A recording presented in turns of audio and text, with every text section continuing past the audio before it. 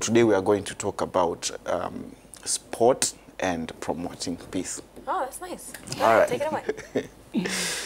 Okay, now sport has been known to be the most unifying tool for peace in the world. It's been idolized as a way to heal wounds, mend fences, and rise above differences among cultures and nations. But nobody sells the sports as diplomacy theme better than the Olympics. Now, even the design of the 5 interlocking rings in the Olympics logo is symbolic. That is, if you did not know, it represents the 5 continents of the world united by Olympism, while the 6 colors are those that appear on all the national flags of the world at the present time. Now, the 2018 Winter Olympics got underway last week in Pyeongchang, South Korea. Every continent is represented, but one of the key highlights was the host nation, South Korea, marching side by side with their neighbors, North Korea, under the Korean unification flag in a powerful gesture of friendship, peace, and togetherness. Those were very much the central themes of the 23rd edition of the Olympic Winter Games, as the games were opened. Now, IOC President Thomas Bach and United Nations Secretary General Antonio Guterres reaffirmed that the Olympic message of peace is for the whole world when they met in Pyeongchang, South Korea, just hours before the opening ceremony of the games. Let's hear what they said.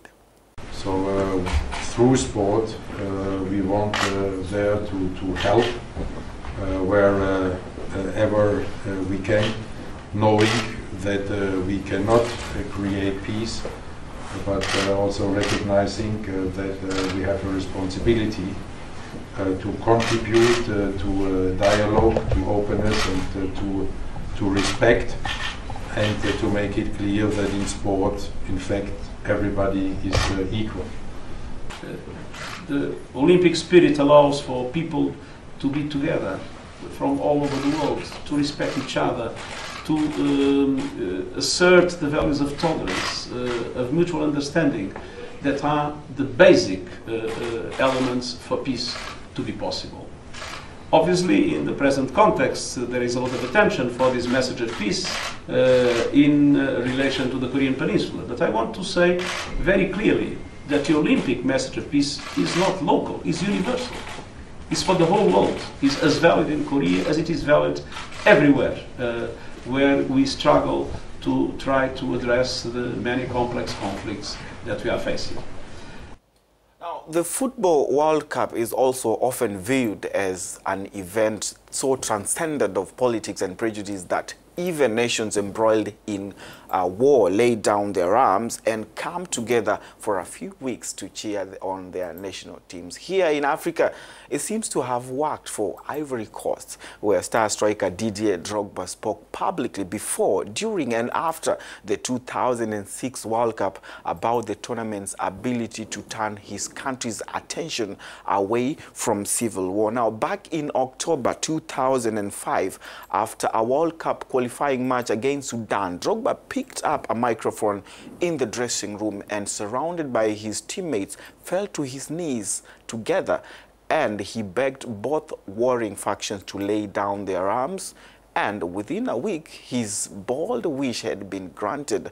By the time the Elephants were lining up for their first match in the 2006 World Cup against Argentina in Germany, the war in Cote d'Ivoire had ended. Wow, amazing. Amazing. Yes. Are you saying that this Drogba just ended the war? Yes. Well, it's impossible to actually just conclude that, but the message had an impact to the people of Cote d'Ivoire. Yes, and sport should be a religion, I think. A religion? Absolutely. It actually is a religion to some people. No doubt. I feel the same way, but for music, personally. But I see, I get your point. I feel like music, you know, unifies. So these artists and athletes, I think they should know, they should understand how powerful they are in the society. Absolutely. Yes, they can influence a lot of good change in the society. You're absolutely right. Well, that's it for today. I'll see you again next Friday.